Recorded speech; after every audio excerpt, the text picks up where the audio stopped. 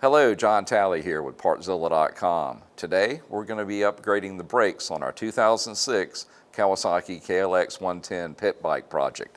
Now, as you can tell, we've been busy upgrading several different components already, ranging from the rims and tires to the clutch all the way to the top end. So if you're ready, we'll dive into this project.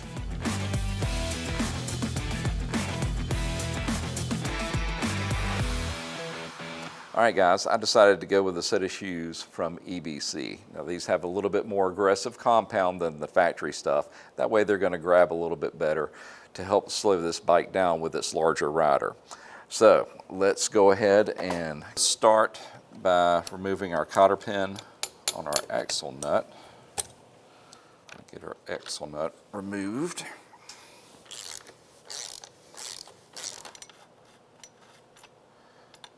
Next, let's go ahead and move our brake adjustment wing nut. Then we can remove the bolt that holds the trailing arm for the brake hub. Now, depress that, drop out our arm. Next, let's go ahead and bring over our axle and then drop out our spacer. Walk it up just a little bit. Get our chain off. Now just roll it back. That's what we're after, right there. So let's get these removed. Let's see if I've got enough strength to do this.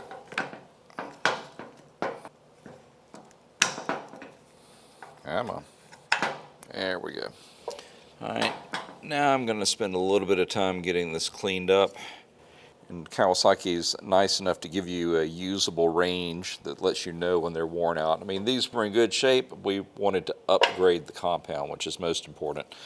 Now, looking at the panel itself, this pivot joint feels okay, but not great. So while we're in here, let's go ahead and remove this arm, pull it out, get that cleaned up, and then re-grease it. But before we disassemble it, we want to go ahead and mark where everything was as we take it apart so we can get it back in the same location. And then we'll mark that little gauge in the back when we get to it.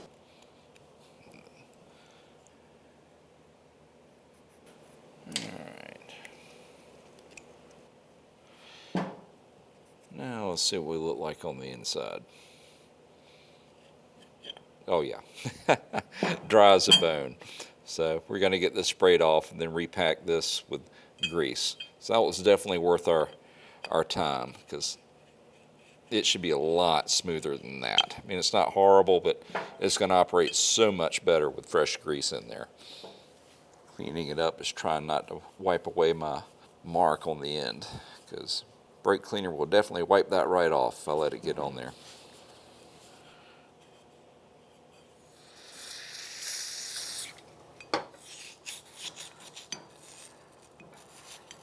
Now, you don't need to get carried away. Just a light layer is all that's going to be required. Let's go.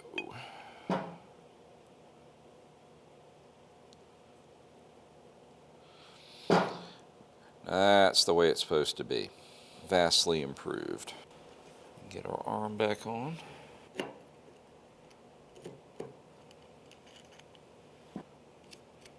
Get this bolt tightened back down.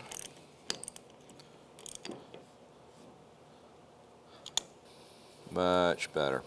Now, while we've got our grease out, we want to put just a very light coat on this pivot pin because we do not want to get any on our brake pads because, let's face it, that defeats their purpose, doesn't it? All right, kids, that's the way we want it to feel. Huge difference. Now let's get the springs on and get these pads in there. What I'm doing is I'm putting them at a 90-degree angle, bringing in the first side, and then I'm going to rotate the second one over on its edge. Just be careful here because you're on a really thin piece of metal, and chances are it may try to jump off.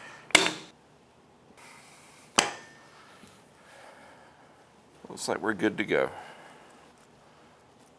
So let's get it reinstalled. Let's go ahead and get our drum in place.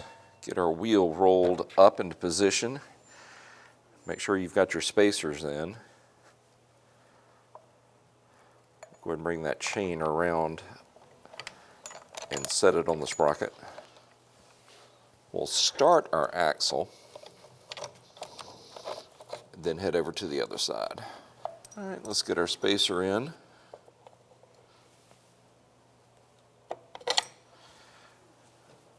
Aim it up, push it on through.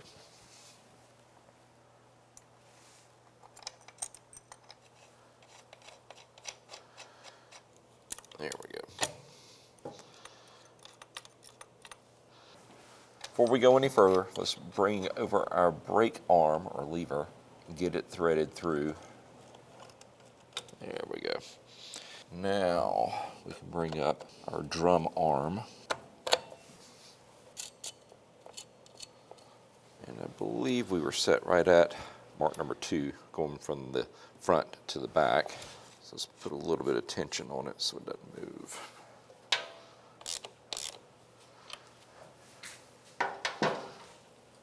Brake adjustment wing nut, but don't adjust it yet until we make sure we've got the wheel in there even, correct tension on the chain, and then we'll set the tension on the brake. Let's bring it back to that second mark.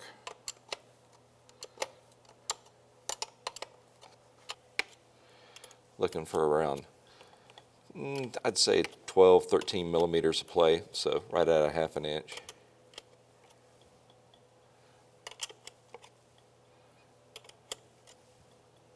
There we go. Well, let's take that to 47 foot-pounds.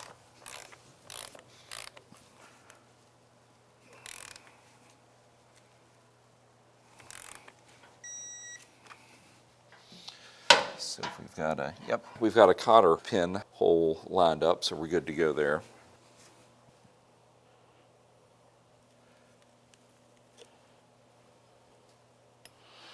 Now we can tighten up this drum arm. And there's a cotter pin for this back section as well. Now let's go ahead and adjust the brake.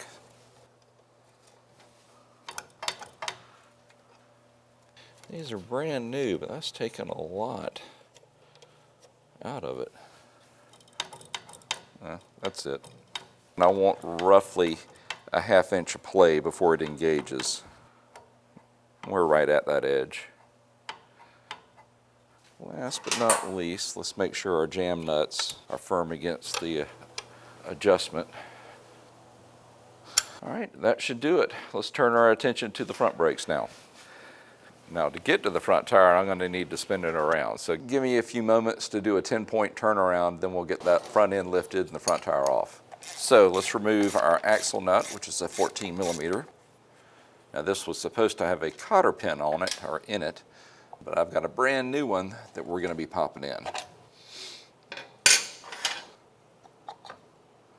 There they are. All right, we are going to go ahead and remove it so I can work with it on the bench, because I do want to go in and clean up that pivot point down here, because if it looked rough in the back, I guarantee you the front is probably going to be about the same.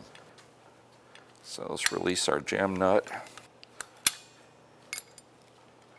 think we're also going to need some slack from up here. Now we will be replacing the brake cables in a separate video, but we'll go ahead and reinstall it using these. I just brought the adjuster all the way in. Gives me a little bit more slack. I mean, it's going to pull up far enough, but there we go.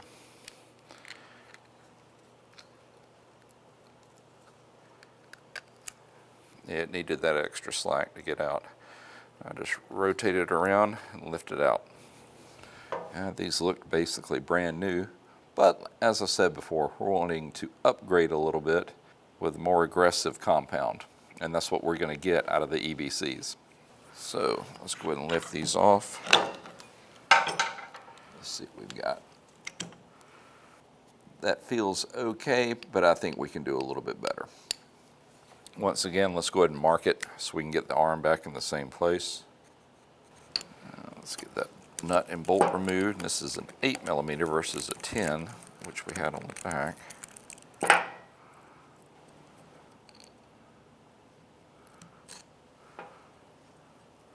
Lift off our arm.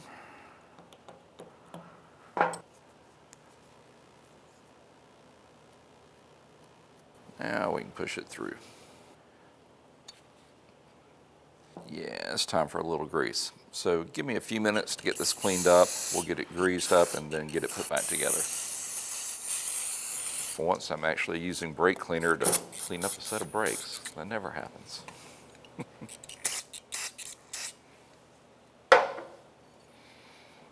Now let's get some grease in there.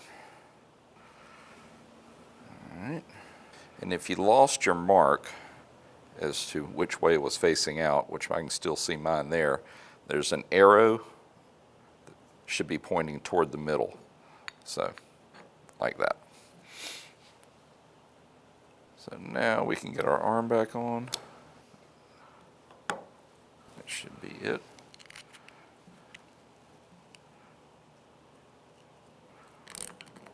It's all the little things that make the big difference. Oh, like butter now. I mean, huge difference. I'm happy.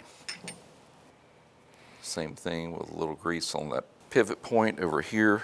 Just use the minimal amount because we don't want any getting on the pad surface.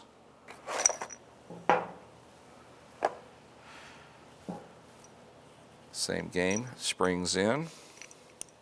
There is a wear indicator on the back. On the front, basically when you're out of adjustment, it's time to get these swapped out. Now, if you're a true blue racer, you're going to wear out the front and the back pads at the same rate, but let's face it, everybody always wears out the rear ones first, so just keep an eye on those. I'd say every third time you have to replace the rear brakes, take a really close look at your front ones. All right, rotate them around.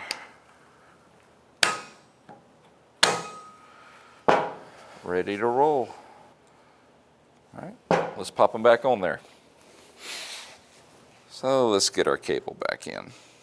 Our ratty, gnarled looking cable, which we will be replacing in another video. But for today, it's going to go back in there. Maybe. I'm going to need a little bit more slack from up top. So we're just going to go ahead and take her all the way out. I was lucky when I got it out the first time. It's just not wanting to play nice now. Now, all kind of rim works smarter, not harder. We'll leave this kind of toward the end and see where we end up on the final adjustment.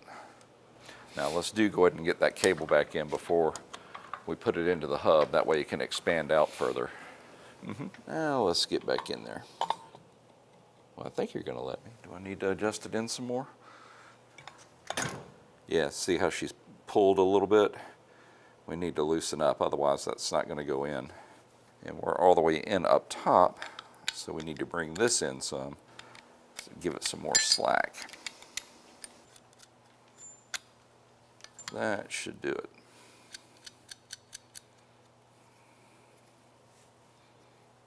Now, let's see. There we go. Line it up on your fork leg. Spacer's still in. Get our axle in.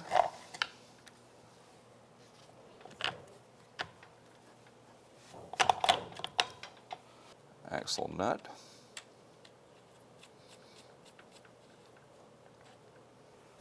Let's snug up our axle nut, and then we're going to torque it to 32 foot-pounds. Now we're going to put a cotter pin in on the end of it. As you can see, the front one's a lot easier than the rear because we're not having to work with a castle nut. All right, let's get our brakes adjusted. It's actually really, really close. So let's bring it out maybe a turn or two.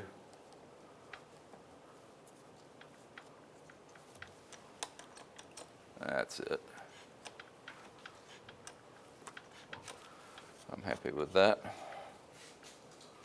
Well, all right, guys, that's going to wrap up this video. Well, listen, if you have any questions or comments, leave them in the section below, and I'll do my best to answer them. And hey, if you like what you see and you want to see the next video in this series, go ahead and hit that subscribe button and hit that notification bell. That way you'll know when we drop the next video. Well, listen, we just want to say thank you for shopping here with us at Partzilla, and we will see you in the next video. Y'all have a great day.